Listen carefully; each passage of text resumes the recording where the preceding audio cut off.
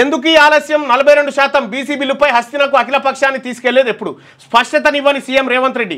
ఇప్పటికే బీసీ రిజర్వేషన్ల పెంపు బిల్లుకు రాష్ట్ర గవర్నర్ ఆమోదం. కేంద్రంపై ఒత్తిడి చేస్తేనే 9వ షెడ్యూల్లో బిల్లు చేరికకు ఛాన్సు. అఖిలపక్షాన్ని గతంలో హస్తినకు తీసుకెళ్తామని ప్రకటించిన రేవంత్ అయితే బిల్లుకు గవర్నర్ ఆమోదం లభించినా పట్టించుకొని ముఖ్యమంత్రి రేవంత్ చిత్తశుద్ధిలేమిపై బీసీ వర్గాల అసహనం. రాష్ట్ర ముఖ్యమంత్రి రేవంత్ రెడ్డి అసలు రంగు బయటపడుతుంది. ఆయనకు బీసీల సాధికారత పట్ల ఏ పాటి చిత్తశుద్ధి ఉందో తేలిపోతుంది. సబ్బండ బీసీ కులాల కోసం ఆయన చేసిన ఊకదంపుడు ఉపన్యాసాలన్నీ ఉత్తమేనని రుజువైంది. బీసీ రిజర్వేషన్ల పెంపు కోసం రేవంత్ చేసిన ప్రయత్నాలేమి స్పష్టమైంది. తెలంగాణలో బీసీలకు విద్యా ఉద్యోగ స్థానిక సంస్థల్లో 42% రిజర్వేషన్లు అమలు చేస్తామని కాంగ్రెస్ పార్టీ 2023 శాసనసభ ఎన్నికల సందర్భంగా హామీ ఇచ్చింది. కామారెడ్డిలో బీసీ డిక్లరేషన్ సభలో ముఖ్యమంత్రి రేవంత్ రెడ్డి కర్ణాటక సీఎం సిద్ధరామయ్య సమక్షంలో ఈ హామీని ప్రకటింపజేశారు.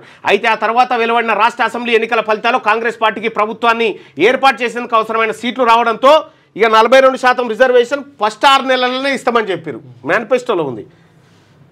ఇవి 42% రిజర్వేషన్ ఇవ్వాలంటే కేంద్రము ఆ తర్వాత సుప్రీంకోర్టు వీళ్ళందరూ ఒప్పుకోవాలనేది ఉందిగా. ఇక ఈ రాష్ట్ర ప్రభుత్వం ఇచ్చేదంటే చూడండి, కీలక పదవుల్లో బీసీలకు దోకా, లోకాయుక్తలో బీసీలకు నో ఛాన్స్, సమాచార కమిషన్లోనూ ఇదే పరిస్థితి.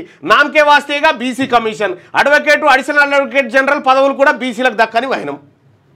ఈయన ఇవ్వాల్సినవి కూడా బీసీలకు ఇవ్వలే వచ్చేది తర్వాత.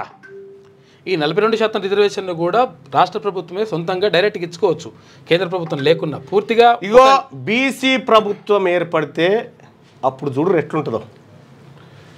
కాంగ్రెస్ ప్రభుత్వంలో బీసీ సబ్బండ కులాలకు న్యాయం జరుగుతుందని చెప్పే ముఖ్యమంత్రి రేవంత్ రెడ్డి ఆచరణలో మాత్రం ఎక్కడా కనిపించడం లేదు. అత్యంత కీలకమైన లోకాయుక్త చైర్మన్తో పాటు అడిషనల్ అడ్వకేట్ జనరల్ అన్ని పదవులు రేవంత్ ఓసీలకే అప్పగించారు. తాజాగా ప్రమాణ స్వీకారం చేసిన ఆర్టీఐ కమిషన్ల నియామకంలోనూ ఇదే పరిస్థితులు కనిపించాయి. ఇంకెప్పుడు ఇస్తాం?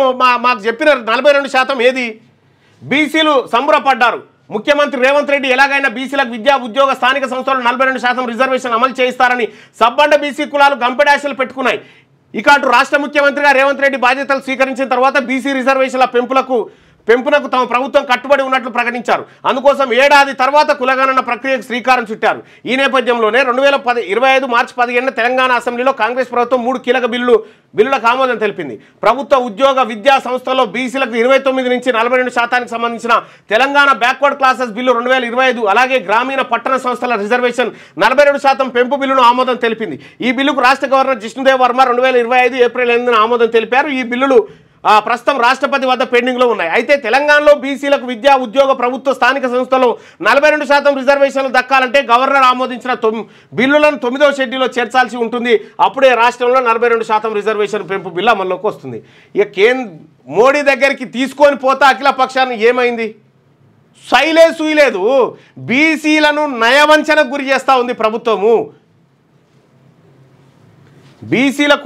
బీసీల దెబ్బ ఎట్లుంటుందో ఈ ప్రభుత్వానికి ఈ పాలకులకు అందరికి చూపిస్తాం త్వరలో. మీ పిల్లలు ఐఐటి ఎంసెట్ లాంటి కాంపిటేటివ్ ఎగ్జామ్స్ కి ప్రిపేర్ అవుతున్నారా? జాబ్స్ కోసం చేసే ప్రయత్నంలో విఫలమవుతున్నారా? ఇంగ్లీష్ పై పట్టు సాధించలేక పోటీ ప్రపంచంలో వెనుకబడుతున్నారా? స్టేట్ సిలబస్ అయినా సెంట్రల్ సిలబస్ అయినా అన్ని సబ్జెక్టులు ఇప్పుడు ఒక్క క్లిక్ లో.